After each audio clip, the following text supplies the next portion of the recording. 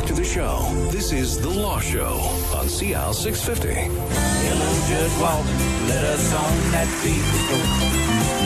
Hello, Judge Walton, you're our court of last resort. And welcome back to the show on CL 650. We're talking about personal injury. It would be horrible if you were a judge and your actual last name was Wapner.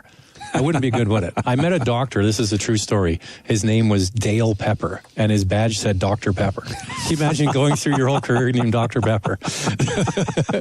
All right, so back to more serious items here. So when you have a lawyer represent you with ICBC, and maybe you're not thinking it's the best fit, right? You've been working together for maybe a few months, and you've heard of you two here on Sea Isle, and it's a great opportunity to maybe get represented by somebody else. Can you do that? Yeah, and it's fairly easy. Probably the most difficult thing would be to find a lawyer that you're confident with. I don't think it's that difficult in our case. Just call up McQuarrie, and we're ready, willing, and able. Good plug, Corey. Yeah. Perry. Thanks. I'll flip this on its head. Okay. I've been in an accident. I need to deal with ICBC. I'm looking for a lawyer. What should I be looking for? What are the questions I should ask of you when I call? Well, I think you want to know a little bit about their level of experience. Certainly want someone who has practiced in the area, personal injury, for some time. Because are there some generalists out there still that do this? I think there are. There's a lot of sole practitioners that, they'll do conveyancing on the side of their desk and maybe draft a will. Smaller firms that do a little bit of a lot and aren't really an expert in anything. Our personal injury group does just solely personal injury. Yeah, we've got 8 lawyers now in our personal injury department. We're on the 15th floor of the Central City Tower. There's 30 lawyers in total, so we have a whole range of different things that we do. And we've just signed a new lease for part of the 18th floor, so we're going to be expanding. And so what makes a good fit with a client and their lawyer? It's a trust thing, I'm guessing, mostly. Oh, definitely. For the client, you have to feel comfortable with your lawyer because you're going to be working with them in most cases for a year or longer, often several years, up to 4 to 5 years in some cases, depending on the seriousness of the injuries and how long the injuries are lasting for. And that lawyer has to be able to advocate for you properly and effectively, and they have to understand what your life was like before the accident and what your life looks like now. And, they're going to want to know and get to know you very, very well. So you better be comfortable to explain all of that. And it's not just how the physical injuries have limited you. It's also the emotional, the anxiety, often depression.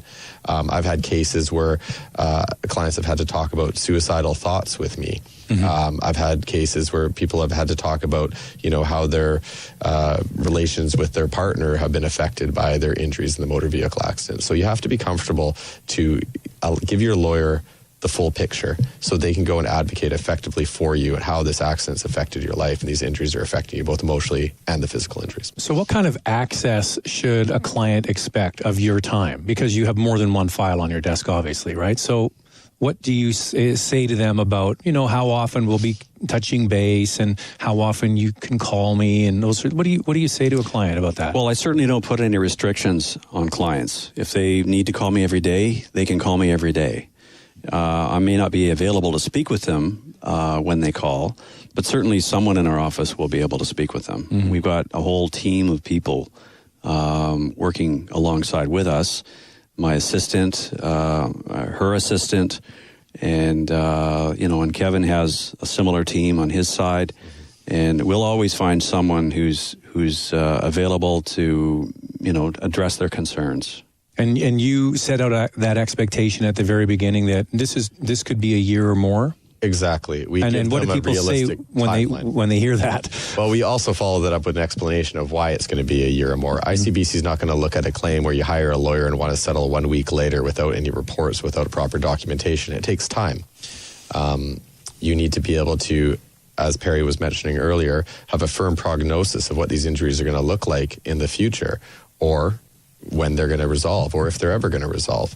And you can't do that, in short order. If it's within a year, ICBC is going to treat that injury, if you're wanting to settle it within a year, as a resolved by the time you really start to push for some settlement without reports. So it takes some time, usually after a year, to get those reports, to start the claim, to take the necessary steps to ensure that we get to that point where we know that you're going to be fairly compensated. We'll tell you when you're there. Now, Perry, you mentioned before the break that the traffic in the Lower Mainland is, I always say all you need to do is get on Grandview Highway at 5 o'clock on a Friday to live. Everybody's trying to shuffle out to Highway 1 to get home. The traffic's horrendous. Are we seeing an increase in hit and run accidents? Do you see more of that now? I think that's my sense. Yeah. I don't have any statistics to really back that up, but my sense is that is the case. People drive more aggressively than they ever used to because of necessity.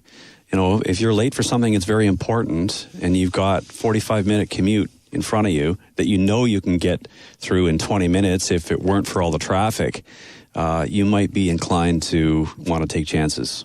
And what happens in a hit and run? There's no other side to this. You're on your own. And how do you deal with that? And how can you help as the person's lawyer deal with a hit and run situation? A hit and run situation, there's actually an obligation on you in cases where you don't get the license plate number or you don't have witnesses that were actually offering the information at the scene of the accident.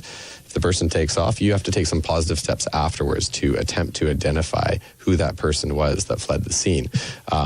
Some examples of these steps you might take are posting signs around the area or the scene of the accident, posting something on Craigslist looking for witnesses and putting your contact information down.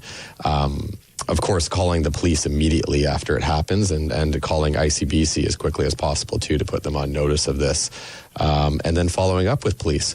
There's even cases where, if depending on where the accident took place, you might want to knock on some doors of some houses or commercial premises around where the accident was and see if someone saw something. ICBC thinks that these steps are, under the policy, are steps that need to be taken to try to attempt to identify this driver, and the courts have upheld many of that. And if you hire a lawyer, we'll assist you in taking those steps. Now, if there's nobody to find at fault, it's like someone hit you and drove away, and if they can't find that person, the maximum you're eligible to collect would be $200,000. $200,000. However, if you hold a valid BC driver's license or someone in your household has one as well, and the $200,000 isn't enough to compensate you for your injuries in this from this accident, you can get what's called UMP coverage, access to the UMP coverage or the underinsured motorist protection. Now that's in every ICBC policy.